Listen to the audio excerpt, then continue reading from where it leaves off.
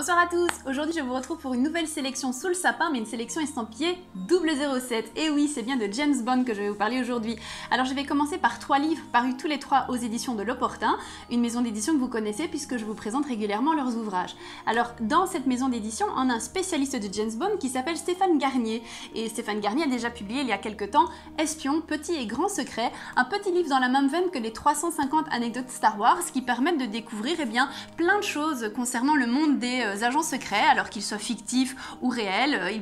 Il peut s'agir de gadgets, d'extraits de littérature, des interprétations au cinéma, sur les petits écrans. Ça peut être aussi des petites astuces de vrais agents secrets. Franchement, c'est un petit livre qui est vraiment très fun, qui n'est pas très cher et qui plaira aux amateurs de James Bond, mais aussi des agents secrets dans le sens plus large du terme. Alors, dans l'idée de James Bond, j'ai découvert aussi ce petit livre, Agir et penser comme James Bond. Vous connaissez d'autres ouvrages déjà présentés chez nous, mais celui-ci a la particularité de partir de répliques de James Bond, des films de James Bond, et d'expliquer un trait de caractère du super espion secret. Alors on sait qu'il est flegmatique, séducteur, qu'il est courageux. James Bond est aussi un petit peu misogyne, mais vous allez voir qu'à travers ces livres, Stéphane Garnier décortique chacun des traits de sa personnalité. C'est vraiment très chouette. Dans le style Vivre et agir comme, c'est vraiment un de mes coups de cœur. Alors aux éditions L'Opportun, j'ai aussi un autre livre qui plaira aux amateurs d'automobile. Il s'agit ici de James Bond 101 voitures de légende.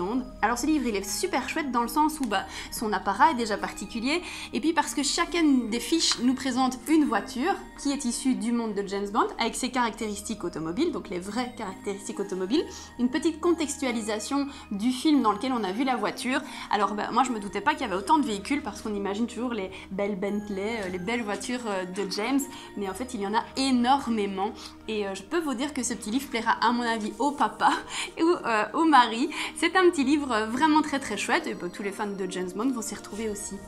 Et puis personnellement, moi mon coup de cœur de la sélection va à ce livre Bon baiser du monde paru chez Dunod. Alors il s'agit d'un atlas des différents pays parcourus par James Bond. Pour qui me connaît un peu, vous savez pourquoi il y a un lien entre les atlas et moi. Eh bien il faut savoir ici que les éditions Dunod ont pu éditer un livre qui reprend donc tous les lieux visités par James Bond film après film.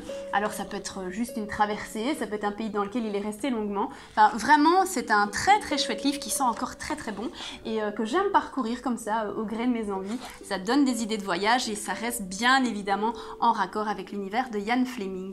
Alors ça, ce sont les ouvrages qu'Écran Étoile a lus parce que vous savez qu'on met un point d'honneur à parcourir ce qu'on nous envoie, ce que l'on achète.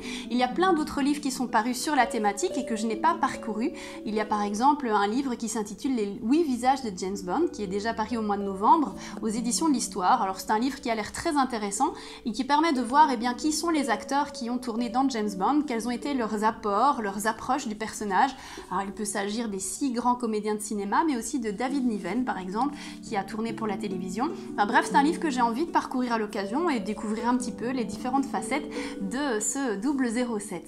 Alors dans les autres ouvrages que je n'ai pas parcourus, parce qu'il n'est pas encore paru, il y aura les archives de James Bond qui sortira en avril 2021. Bing bing bing, c'est mon anniversaire en avril, notez-le bien. Les archives de ta chaîne sont toujours excellentissimes. Moi j'ai personnellement celui de Pedro Almodovar.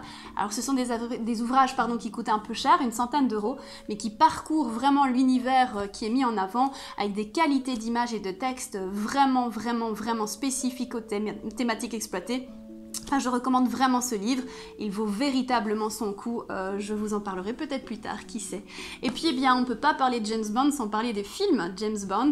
Alors il existe des coffrets, moi j'ai l'ancienne version du coffret James Bond. Il faut savoir que MGM a réédité un coffret avec les 24 films de James Bond, donc les 24 de la licence jusqu'à maintenant. Alors on sait très bien que si Mourir peut attendre a été reporté au calendrier grec, moi j'ai envie de dire que mon apéro à la mode James Bond on the Shaker, lui ne peut pas attendre. Allez, je vous dis à très bientôt pour d'autres idées de cadeaux de Noël et d'ici là, prenez soin de vous. Santé!